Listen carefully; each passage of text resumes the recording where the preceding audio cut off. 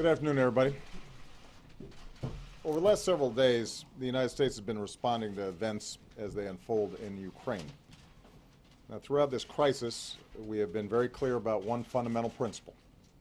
The Ukrainian people deserve the opportunity to determine their own future. Together with our European allies, we have urged an end to the violence and encouraged Ukrainians to pursue a course in which they stabilize their country, forge a broad-based government, and move to elections this spring. I also spoke several days ago with President Putin, and my administration has been in daily communication with Russian officials, and we've made clear that they can be part of an international community's effort to support the stability and success of a united Ukraine going forward, which is not only in the interest of the people of Ukraine and the international community, but also in Russia's interests. However, we are now deeply concerned by reports of military movements taken by the Russian Federation inside of Ukraine. Russia has a historic relationship with Ukraine, including cultural and economic ties, and a military facility in Crimea. But any violation of Ukraine's sovereignty and territorial integrity would be deeply destabilizing, which is not in the interest of Ukraine, Russia, or Europe. It would represent a profound interference in matters that must be determined by the Ukrainian people.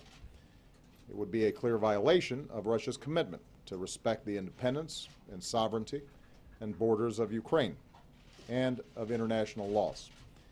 And just days after the world came to Russia for the Olympic Games, it would invite the condemnation of nations around the world. And indeed, the United States will stand with the international community in affirming that there will be costs for any military intervention in Ukraine. The events of the past several months remind us of how difficult democracy can be in a country with deep divisions. But the Ukrainian people have also reminded us that human beings have a universal right to determine their own future. Right now, the situation remains very fluid.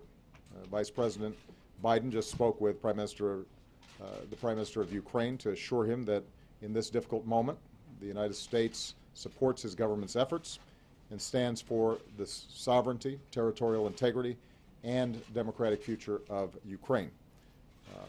I also commend the Ukrainian government's restraint and its commitment to uphold its international obligations.